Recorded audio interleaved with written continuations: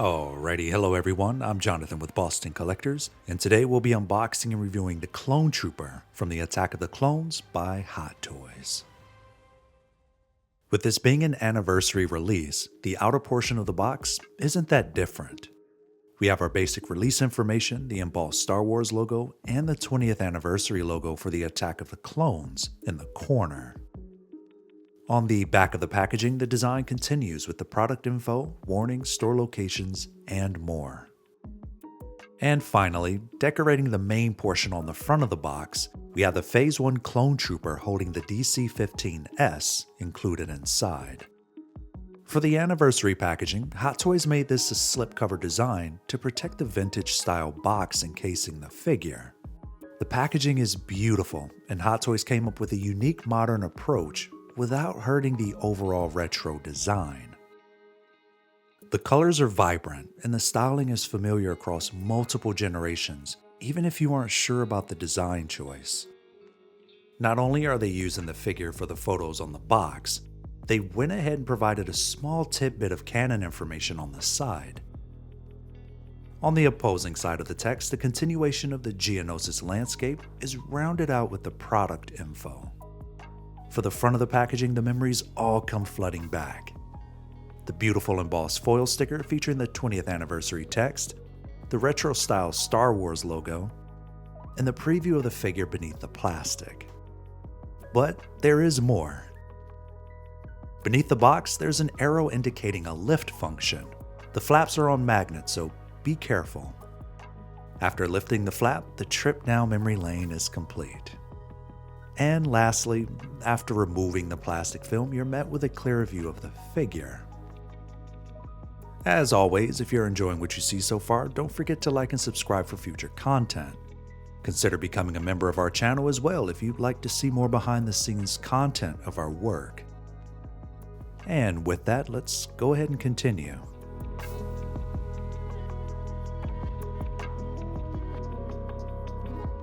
Straight out of the box, the Clone Trooper is equipped with a pair of relaxed hands. While they aren't really used for much, I appreciate having them in the event that I just want them chilling and hanging out. Next, we have a pointing gesture for the left hand. Typical, right? It's nothing new and it's needed to give orders. Another left gesture being a thumb. We've seen this one before as well through some of their previous releases. As for the right hand, we have another gesture for command. If the pointing finger isn't your style, here's another one for the opposite side. Lastly, for the single-handed gestures at least, we have a right open palm gesture.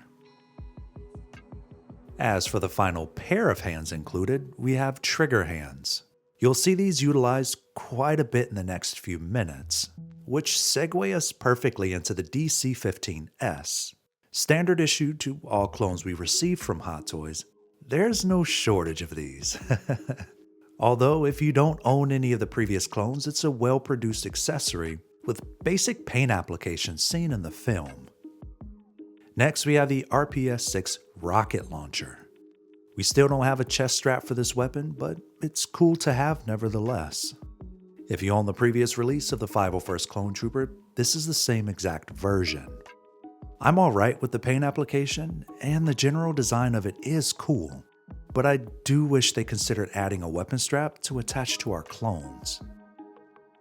The last weapon included is the DC-15A, which is another standard issued clone weapon that I have a surplus of. As for the final accessory, we have the Republic backpack. There's mixed media here with a piece of cloth velcro to the hard case pack. It's useful for storing whatever accessories you'd like. Or if you wanted to remove the entire piece of cloth, you could do that too. The base is pretty straightforward. It features the tinfoil nameplate and a color scheme with a deep bronze appearance on top. We don't have a jetpack for this release, so this trooper only comes with a crotch holder. But before we pose him, let's try some other accessories. Unfortunately, Hot Toys didn't hide a magnet in the back plate. This trooper won't be able to fly unless you mod him. Next, we have the binocs from the Tusken Raider. He's also capable of wielding a blaster pistol. If necessary, he can also phone Captain Rex on a holo projector. The Coruscant Guard hands also pass for standard clone hands, which will then allow him to hold the Z6 rotary cannon.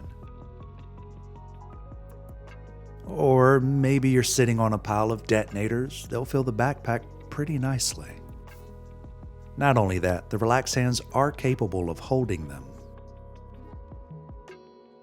And now that we're done playing with our toys, find a pose and you're all set.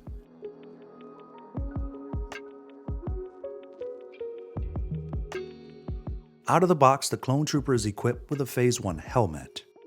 Unfortunately, Hot Toys didn't fix the mouthpiece on this release, so the thinner, tapered appearance in the bottom corners aren't present. However, they did add red paint on the back of the helmet to symbolize a red light.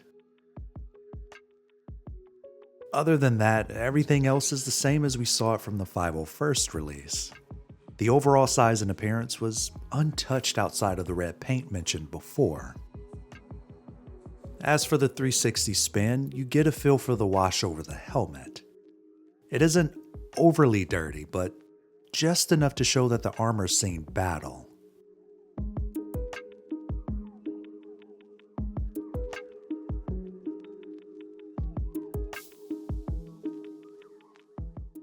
As for the Phase 2 helmet, which is my preferred appearance, Hot Toys added the blue lines along the jawline. In the announcement, for whatever reason, they weren't present. However, similar to the Phase 1, it's got a subtle wash for a lived-in appearance versus being straight off of Camino. But before we continue, let's talk accessories. Similar to the 501st, Rex, and the Coruscant Guards, this Clone Trooper can utilize accessories on its helmet. But first we need to remove the earpieces. With the same tool included with Rex, simply align the tool in the ear cup and press into it. This will release the pieces which you'll want to hold on to. At this point, it's all plug and play. The torch from Captain Rex is usable. If you wanted to, you could also use it on the right side of the helmet as well. Next, we have the macro binoculars. While there is a blue streak on top and on the front of it, it is usable for this release.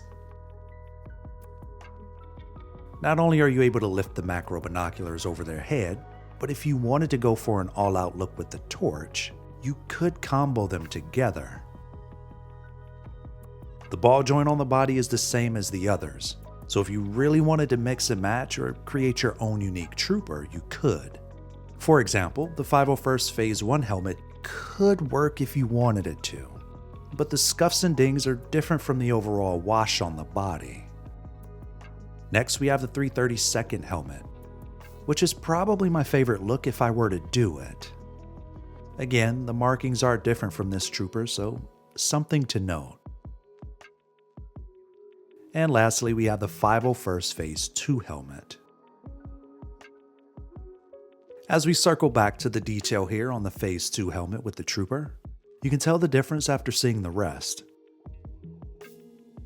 I probably won't be using the other helmets, but you never know. One last thing before the next section, you could utilize portraits from previous releases as well. Here we have Captain Rex, who could be on an undercover mission somewhere in the Bad Batch if we absolutely needed to. Yeah, this skin textured neck isn't there, but his portrait could work if you wanted to run with that storyline. Next we have Commander Cody, who could have been demoted after being found and brought back to the Empire, or whatever your story is. And lastly, the Jango Fett portrait. This one's probably the closest we'll ever get to an unnamed appearance of a clone, but it does work. As mentioned in the last section, there's a subtle wash found throughout the entire body that you'll notice as we continue. For now though, let's talk about articulation.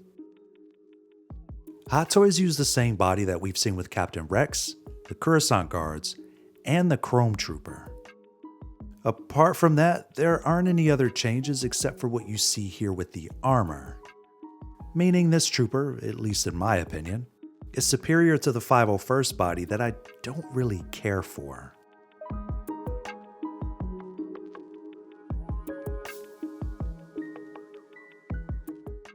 I'm not 100% sure what to say here, so I think the footage is kinda doing it for me.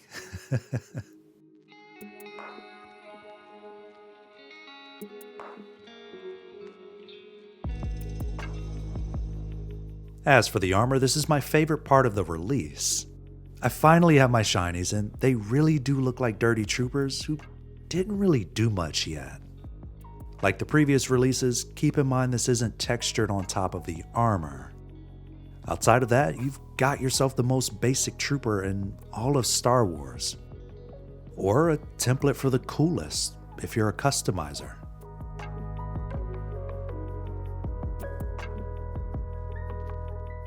To start, we have a fellow clone trooper with the included helmets. As seen on the Bad Batch, we have Echo. Next up, Rex and a few Phase 2 shinies. Reporting to the Empire, we have Commander Cody and a few clone trooper bodyguards.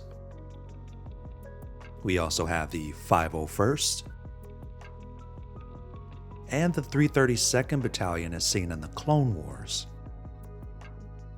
Next, we have the Coruscant Guard, Captain Vaughn, the Chrome Troopers, the real shinies. We also have Clone Wars Anakin and the Phase 1 clones. Or Count Dooku supposedly being detained. Maybe even Jango Fett training a few in his spare time. Or, since clones still existed during the Empire, you could mix them with Death Troopers. Next, we have Yoda and a few Phase 1 clones as seen in Attack of the Clones. We could also get away with adding a few shinies to the Siege of Mandalore as well. They mix pretty nicely. We also have Vader's Fist. And lastly, Clone Wars Ahsoka Tano. In closing, there isn't a whole lot to really discuss. It's a basic clone trooper that doesn't come with much, so I'll keep it short. I really wanted these guys because of them showing up at the end of Clone Wars Season 7. Not only that, they're in the Bad Batch as well. Originally I ordered 4, but I canceled 1 and stuck with 3. I really wish I kept the other one.